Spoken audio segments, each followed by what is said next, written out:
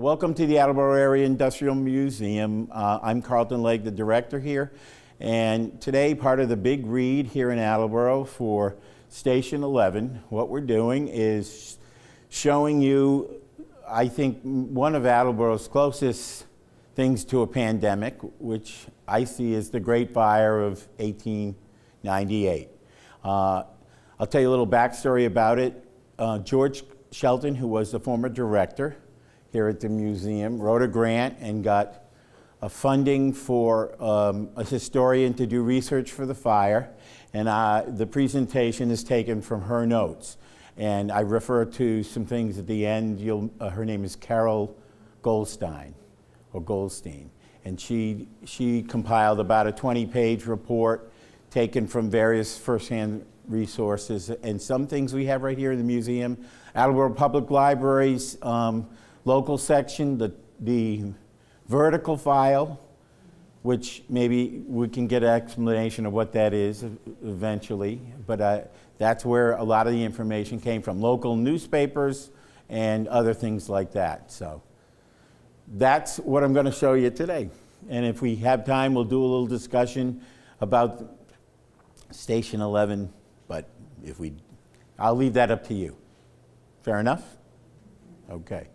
So the Great Fire, May 18, it was a Tuesday in 1898, Attleboro in flames. So a little backstory about Attleboro. I got my little pointer, which is going to be helpful. Park Street in Attleboro, 1898. Trolleys. Anybody know what this building is right here?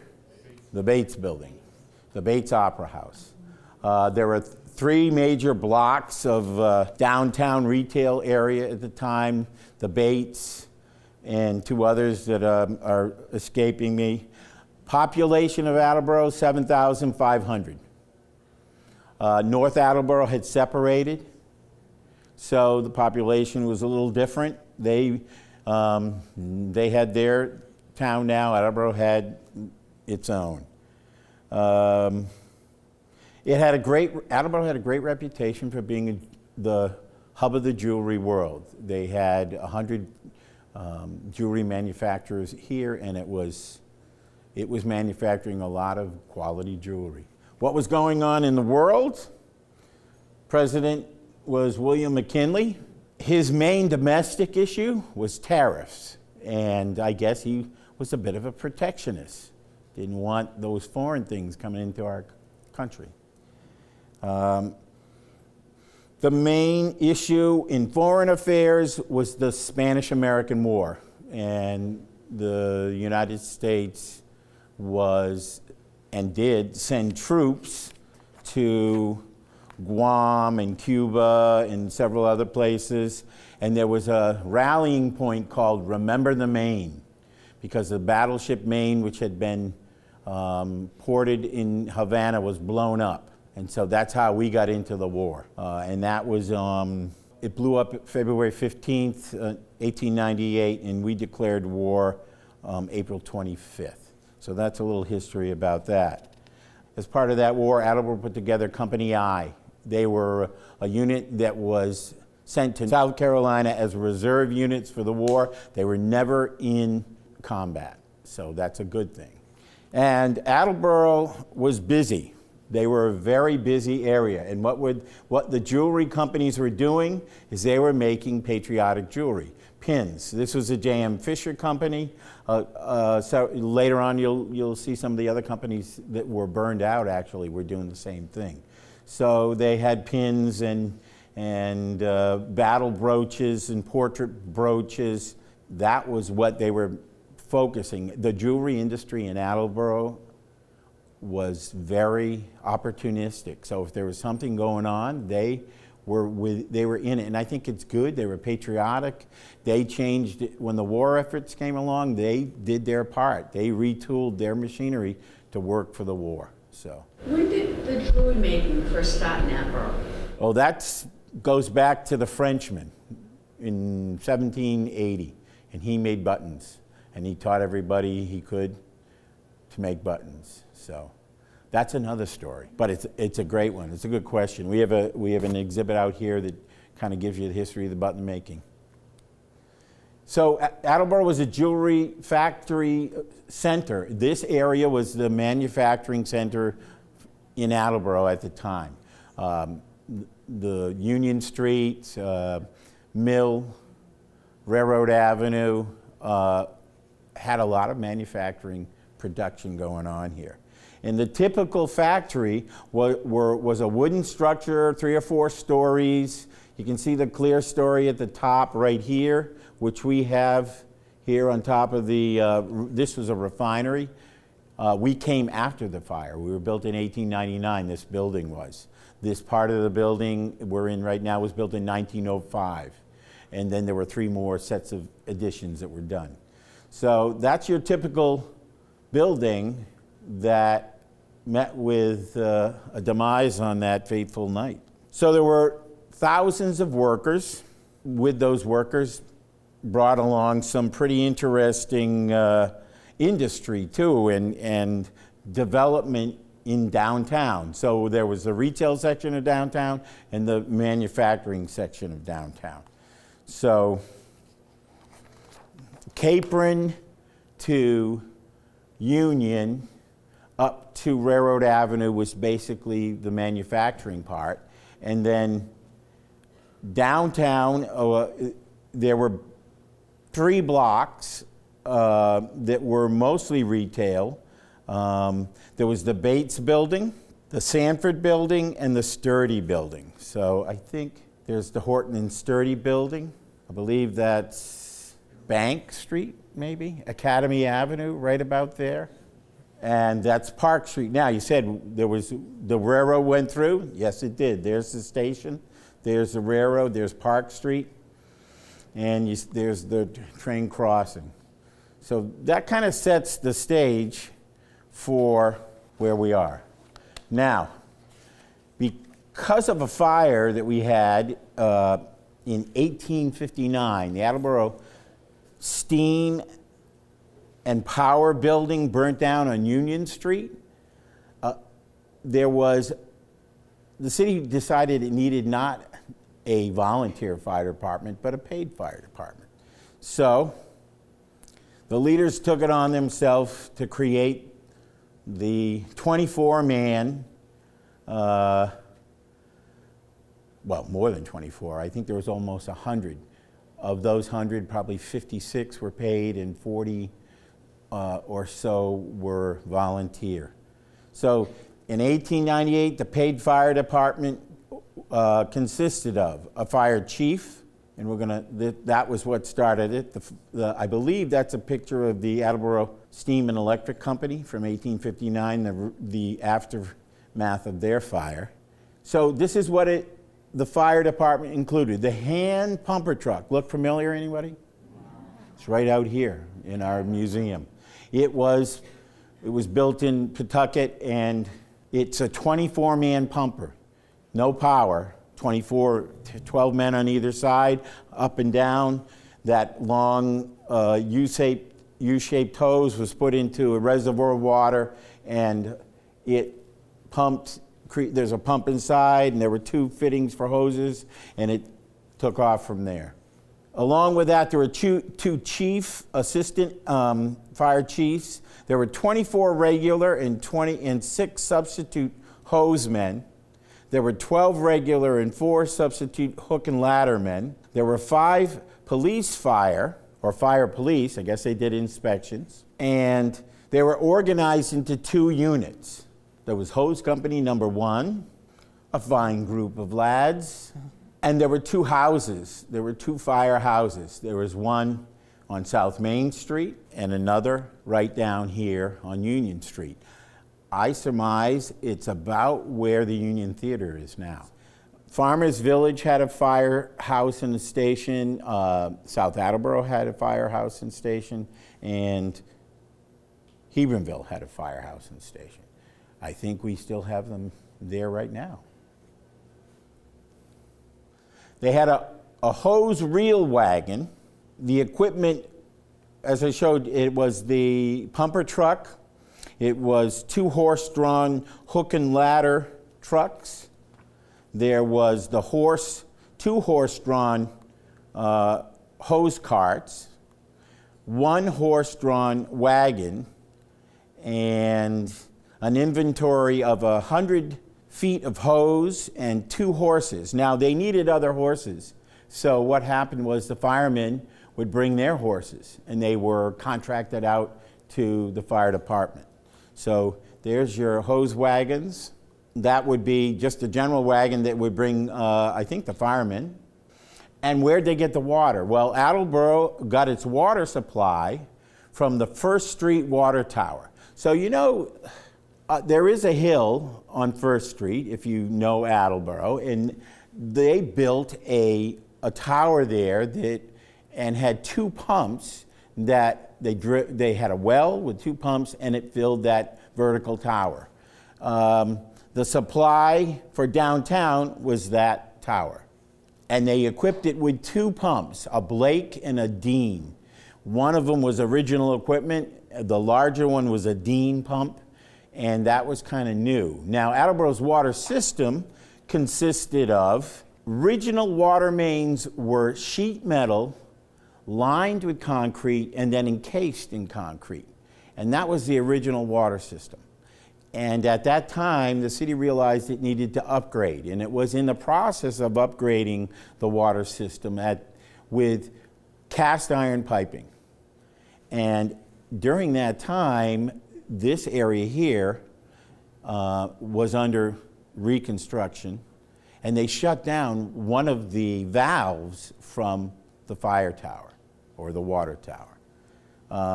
So one of the valves was shut down, very important to the fire, as you'll see later on.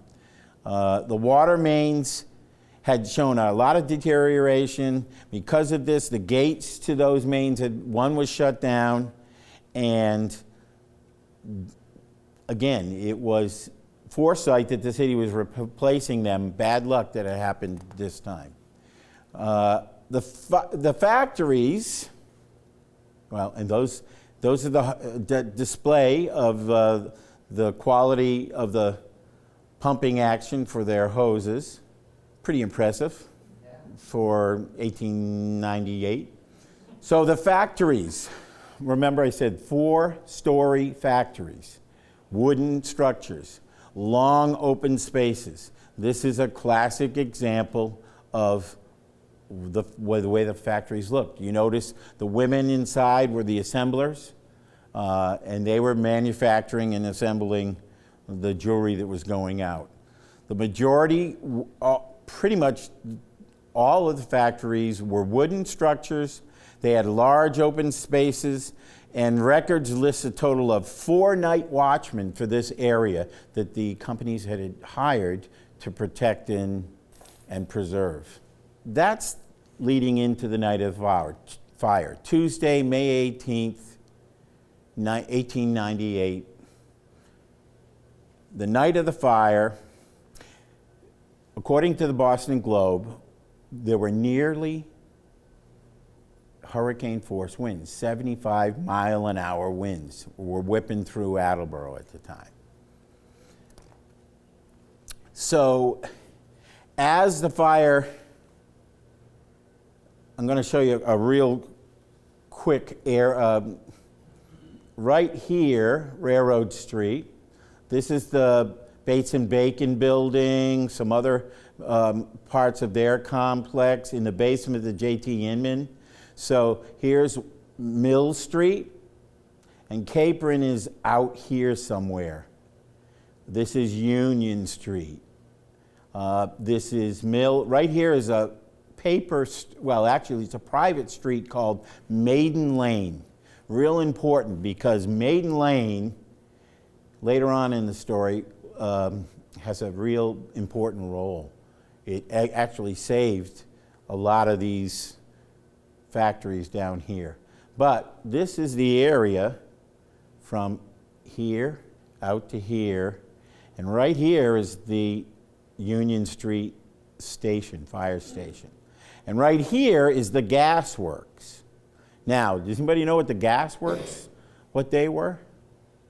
The gas works, and I needed somebody who knew, so I called the board member I knew who on the Industrial Museum's board, Charlie Tomei from Tomei and Sons Silversmith. And Charlie told me that was the gas works was where they took coke, heated it, it released gas, and they stored it in this huge tank. And that was how the gas lights worked, the gas power for the whole city. He said it was, he thought it, and Charlie somehow knows this stuff, probably because he was there or working around there at the time, or his dad or his family was. He said he thought this was, it's Dunham and Pine Street. So I'm thinking it's probably near where the armory is right now.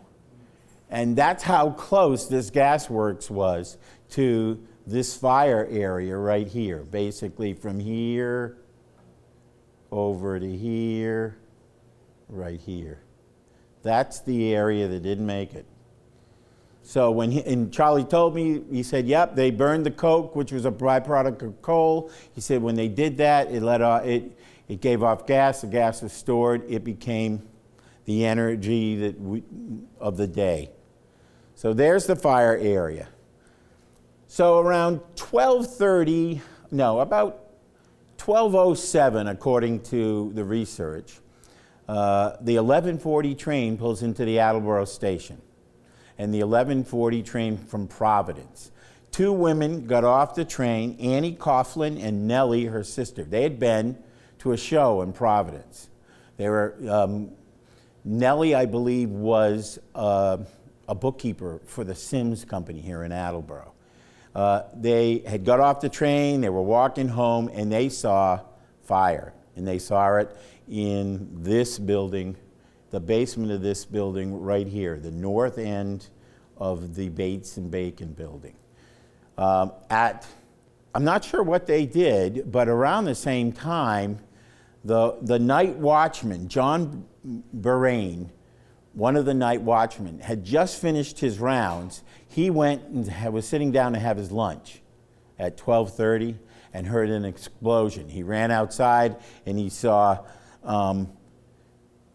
the north end right here of the Bates and Bacon building fully engulfed in flames. It was, as he said, a mass of flames. He runs to the box 9, and pulls it, the fire alarm box. They had a pretty good system here, but it didn't work. So he did it again, and it worked. So that let it be known that when you got to do it twice, maybe 3 times, who knows. So at that time, he runs, or he activates it, he sounds the alarm, he rushes to the scene, and eventually all 5 units of the Attleboro Fire Department are there, and they are working to put out the fire. But basically, because of the hurricane force southwest winds, the north end of the Bates and Bacon building it's gone. It was done, smoldering. By 1 o'clock in the morning, that was done. The fire then jumped over, so it jumped over Mill Street and got into the Haywood and Briggs building, which I believe is right here, as well as some of the other buildings here. And by the time the North Attleboro Fire Department came, it had spread, the northern spread, this part right here, I guess, had been pretty much stopped. And that's what they say, that was because of this unnamed private street called Maiden Lane, and because this factory here had slate roof, and it stopped the fire. It acted as a fire break.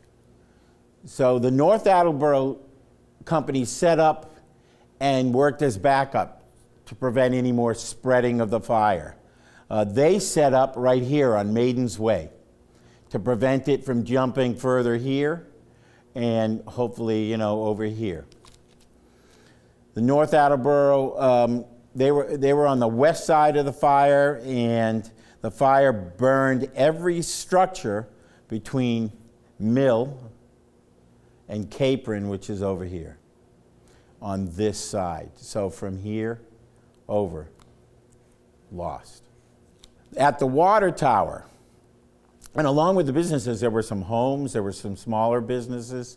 Along with the water tower, at the water tower, the superintendent of water was named William J. Luther. He was the tender of the pumps at the water tower.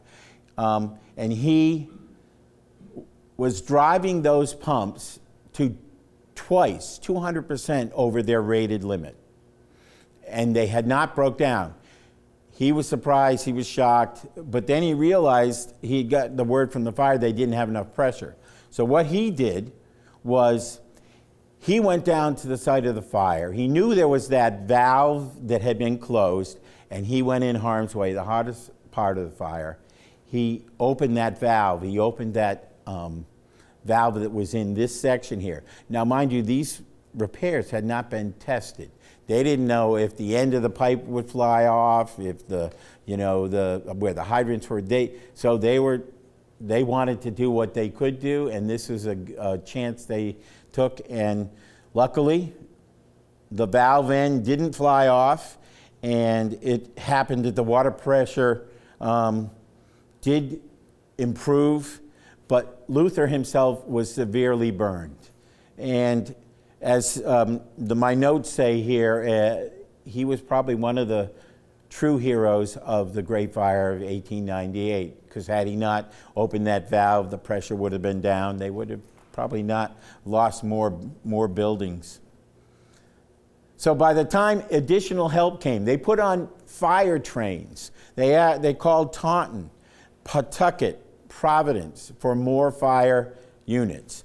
They put equipment on the train from Taunton, a special train, and one from Pawtucket, and actually Pawtucket used land routes, Providence used the train. They put the equipment on. By the time they got to the scene at 2 o'clock in the morning, between 2 and 2:15, basically the fire was under control. 3 to 4 acres of prime manufacturing area in Attleboro, Drury, was now rubble. It had been destroyed. They didn't take their fire equipment off the trains because they could see things were well in hand. No lives were lost, amazingly enough, and it probably due to the time being, at 12, 1, 2 in the morning. Had the fire occurred at 6 or at noontime or when they were leaving, who's to say what would have happened? Not too far, too, from, and I think I showed you, not too far was the gas works, and had that blown up, they would have lost all power that they needed, plus their reconstruction effort probably would have been delayed a lot worse than it was.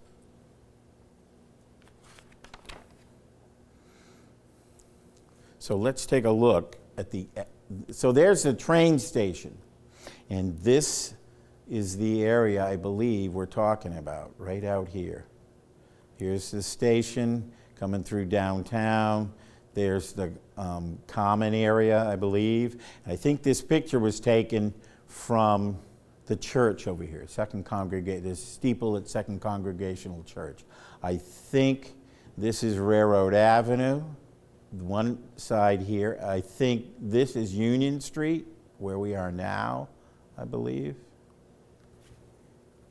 And that's the best I can do for you, folks, because I look at this and have a hard time myself imagining what was there and what wasn't. So that's where it began, and that was the Bates and Bacon watch case building, four story. It was, as I went back, I told you, on the corner of Mill and Railroad Avenue. In the basement, there were 4 companies in there along with the Bates and Bacon watch case company. There was J.T. Inman, I think, who else was in there? 2 other companies. Right here is Dunham. Here's the gas works. Here's the fire station. This Union Street. Right here is the Ingraham building. I don't think it's there yet. And these are some of the other. Grant Brothers was a planer lumber yard. That was destroyed. The marble shop, not there.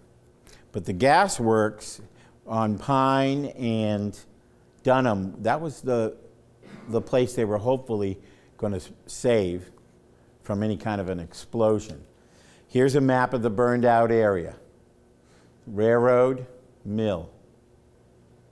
Gasworks here, Dunham, that's Maiden Lane.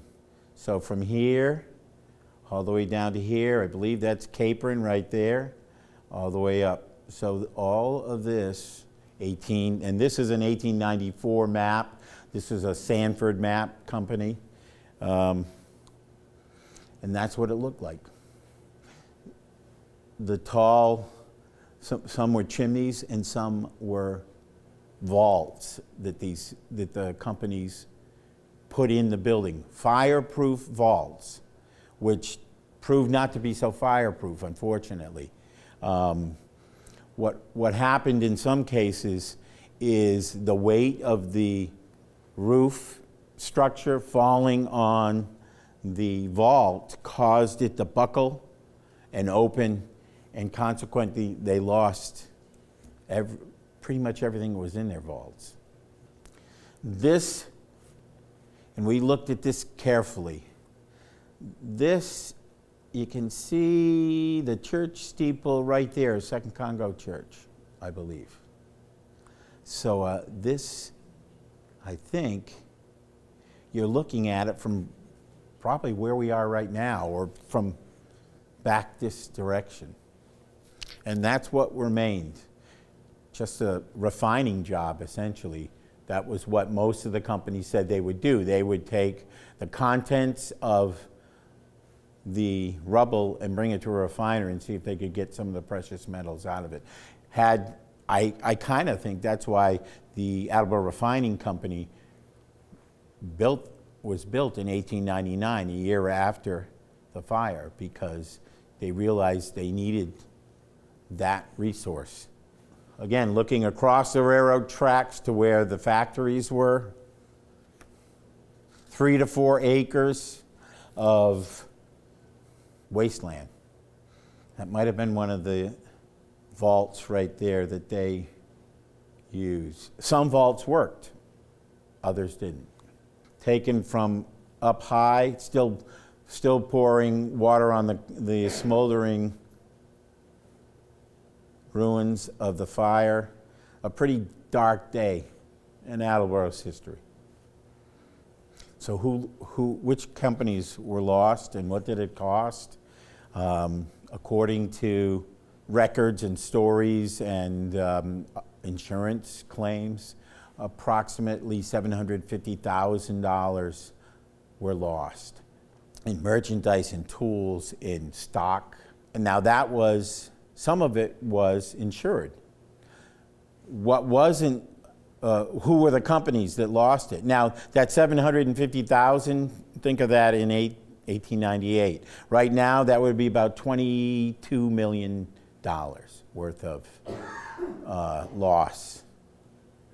And that didn't talk about the workers' loss, because the workers had their own tools and their own possessions in where they worked. And none of that was covered. So who were the companies? There was the C.H. Allen Company. They, I believe, were in the Bates and Bacon building. There was the John Anthony Company. I think he was a marble worker. The Attleboro Manufacturing Company, which turned out to be later Swank. So that turned into Swank. The Bates and Bacon Company. Personally, they said they had a $200,000 loss. The Bay State Optical Company. We have a display right here of Bay State Optical's wares and catalogs. The S.O. Bigney Company. the W.S. Blackington Company. Now, Blackington shared a space in the Bates Company vault. They lost total in that vault alone $125,000 worth of stock and materials, records, and that was the fireproof vault. They didn't think about some of the aspects of it. One thing that the W.S. Blackington Company did retain was a salesman's case, a sample case. That was it. One salesman's case. They don't know how it happened, but it was there. Everything else was gone. It was the E.C. Bright Company, the Culver and White Company, J.C. Cummings. Again, they were in the same building with Bates and Bacon. They lost personally about $20,000 at that time. They made collar pins for the pristine little collars that you put on your shirts, the white shirts and the cuffs. The Daggett and Clapp Company, they moved, and I'll get to that in a minute, but a lot of the companies did move out of Attleboro. They found space in Attleboro. So, they didn't abandon what was their home and their people and the people who worked for them. They found space in companies that were here. With only 2 companies left the city. And 2 companies went out of business also. The 2 companies that left the city was the Bigney Company. They went to Providence and they got a space because they were a large company, they needed the space. But Bigney came back later and built the current building that's on County Street on the corner of Wall and County, where Lamco is. That was their rebuilt building. The Walter Haywood Company, the Hutchinson and Trafton Company, the J.T. Inman Company. Now, they were in the Bates and Bacon building. And speculation is, and they never found out what caused the fire, but speculation was they had quantities of lacquer, and they were in the bottom floor. And they felt that possibly there was an explosion caused by that. But there was no definitive cause of the fire found out back in 1898. So I'm not casting aspersions on J.T. Inman. They're still in existence now in North Attleboro, I believe, and going strong. The W. Wexel and Company. Now, Wexel, it's interesting how life spins around, because about 3 years ago we got an inquiry, did we want some pins from the Wexel Company? A woman had got them from a relative, and he was especially well known, Mr. Wexel, for his creativity and his ability to make quality pins and machines that could make them. So he was an amazing guy who I guess just had very little insurance. He was a small company and he went out of business. The Regnall Bidney Company,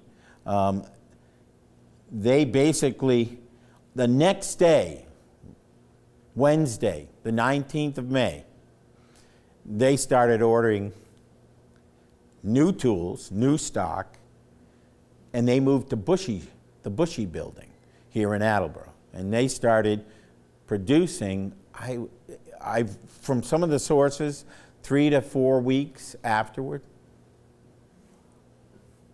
H.M. Williams was another company that was lost.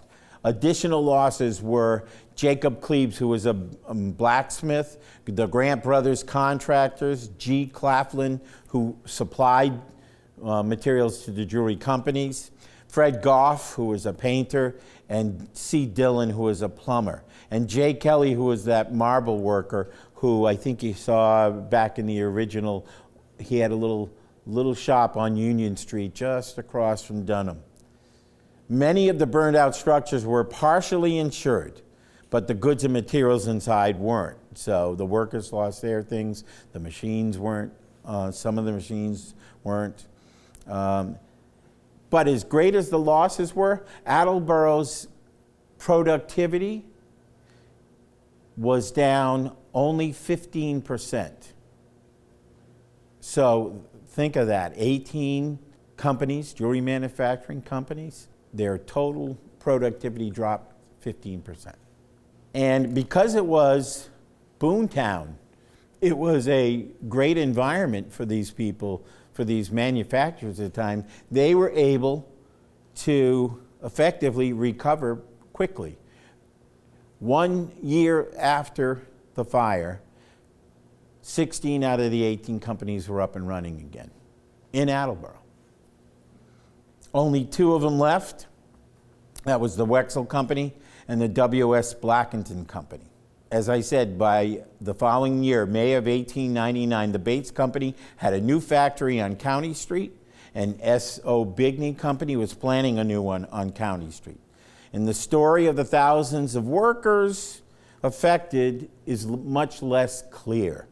They say there was a huge range of how many people lost their job, 1,500 to 5,000 in different reports.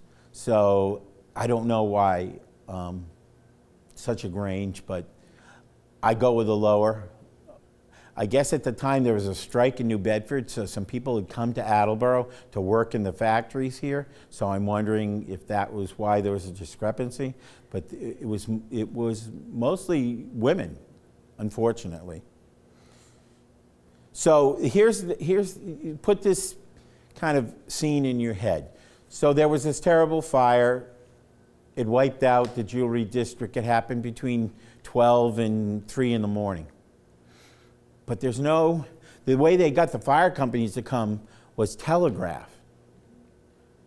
There were no phones, there wasn't TV, there wasn't that communication that we have now. So what happened was the workers didn't know they had no jobs to go to the next day. And around about 6 o'clock, they started filing in with their lunch pails and their possessions to see this. And of course, as with every calamity, it became a sight to see. So people came to see what had happened. This was the fire area down below here. This is all what it looked like a year afterward. That was that private way, Maiden Lane. The museum's around here somewhere, not quite finished yet. The fire company here on Dunham is gone. And this is, again, here's the fire area. From here over, down to Capron, Dunham right here. So this is what County Street looked like at the time. And let's see, there was no Wall Street. Here's the 10 Mile River. There was a huge flat space here that I've seen photos of, and it like blows my mind because I can't really get my head around that, because when you go down now by Wall Street, that was all opened up. It's beginning to open up again, I think, with the new Robbins walkway and area, but new factories started springing up and other ones added on. This is County Street, 1905. I believe this is First Street, and I think this is the new S.O. Bigney building. Wall Street would be like right here going up like that. We have here at the museum a wonderful resource called Manufacturing Jeweler, and it was a weekly magazine because this was a hub of a jewelry manufacturing. It was given, we have copies of it here. We have almost 30 years worth of manufacturing jewelers. And in the manufacturing jewelers, I copied off the day after the fire, a report that they put in. And I made copies. If you want to take one, feel free to do it. On the back, I had I think the Sun, it wasn't the Sun, it was the Attleboro Daily Sun, and the headlines from their story. But here's the S.O. Bigney. The day after, or that week after, he was on 7 Beverly Street in Providence, Rhode Island. And he was reassuring everybody that they were still open. Now this ad is incredible.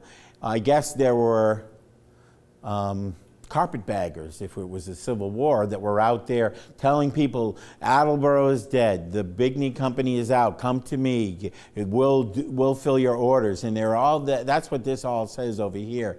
But Bigney's march to victory, he put this ad in Manufacturing Jeweler to say, no, we're here, we're still here. And I think it says May 26th at the top. Some more advertising. Bay State Optical. We're all right and we're running in 30 days. Send your orders. Regnal Bigney. Bushy Factory, County Street. We'll fill your orders in 3 weeks. And some others that weren't really pertinent to it. But again, J.C. Cummings. Collar buttons. The Bushy Building in Attleboro. In about 3 weeks from the C.H. Allen Company. We'll be in the market with a brand new line. And what I guess was really frustrating is this time was the time when the new jewelry lines came out. So it couldn't happen at a worse time. But, you know, the people in Attleboro just had that conviction that they weren't going to succumb to this kind of a thing.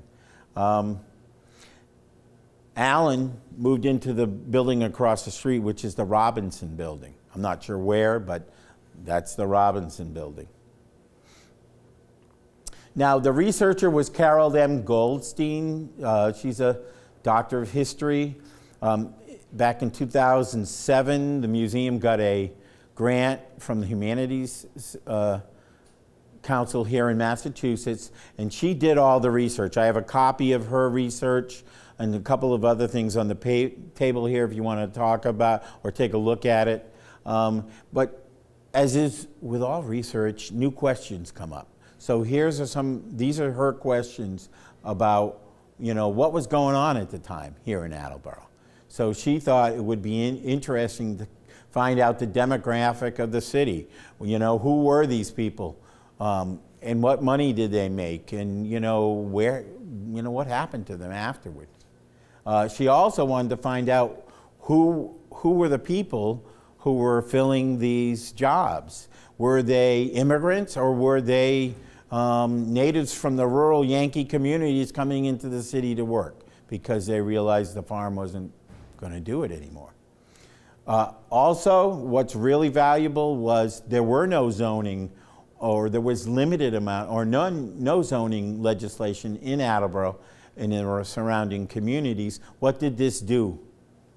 Did it cause there to be some new zoning rules and laws? And did the Great Fire start discussion of building codes? I think Bigney said that his would be his new building on County Street would be fireproof, state of the art. And what they meant by that, I guess, is brick and mortar versus wood, and steel reinforcing and cast iron. And then another question that she came up with is how vulnerable would the jewelry manufacturing, how vulnerable were they? In other words, were they good financial bets or were they not? And she said that's something that she didn't get a chance to research and thought it would be interesting to have somebody take it from there and run. And finally, I think the last two are the most interesting. Who were the people who played the special roles in the fire, and how were they affected by the fire and its aftermath? That's what I found in looking at her research and looking at the notes that we had for this presentation. There wasn't a lot about that. There were names that they mentioned, like the night watchman and Luther, the water superintendent, and Coughlin, who was the women who were coming home from the show in Providence. There was a tool maker who, and I can tell you what his name was. And this was from her research, and she said that there was this gentleman who was a well-known tool maker here in Attleboro. I'm not sure if he worked in these environments or not, but Frank Farnham was his name. Frank E. Farnham. He was a well-known tool maker, And he had a camera. And he might have taken some of those photographs that we all were looking at. We don't know that. So she thought that would be interesting to look into that and find out what was there. Other names she mentioned were Ann Coughlin and her sister Nellie, S.O. Bigney, John Borain, who was a night watchman, James Kelly. He was a successful and prosperous stone and marble worker. His shop was taken out. William Luther, who was a superintendent at the water tower. Orville P. Richardson. Do you know who he is? H.K. and O.P. Richardson, the insurance man. He insured a lot of these companies. And I guess it didn't bankrupt them because he's on our little wall hanging right here from 1935. And they talk a little bit about Henry Wexel. He started a business with the Cummings Group in 1876, and by the 1890s, he had earned an excellent reputation as a technical innovator and dissolved his partnership with the Cummings and started his own business. And he lived in an attractive house on Peck Street. So there are quite a few attractive houses on Peck Street in Attleboro, so I'm wondering which one that was. And that was what Mrs. Goldstein got from her research in the Daggett book from Attleboro. So the Daggett book is the Bible of Attleboro history. If you haven't had a chance to read it, it's good. I'm working my way through it. So that's basically what I have for you. Now, I know this is the big read, so if anybody wanted to talk a little bit about how it relates to the big read or had any questions for me, that would be great. I know I have one comment. From what I read of Station 11, and I have to cop as being not much of a novel reader, I enjoyed it. And I liked the, the survival line. Is survival enough? Is just surviving enough? And that's why they had their Shakespeare troupe, and that's why, in the book, it wasn't just surviving. And I thought about that and how it related to the fire, and I thought about the Coughlin sisters. She was a bookkeeper. She was not just surviving. She had gone to Providence. What did she see? A show. So she had seen something that enriched her life beyond her work. So how are they related? And I thought that there was much more rich personality development in Station 11 than there was in the research for the Great Fire. But that touched me as the human side there. That and there's probably way more than we know about. But that's how it worked for me.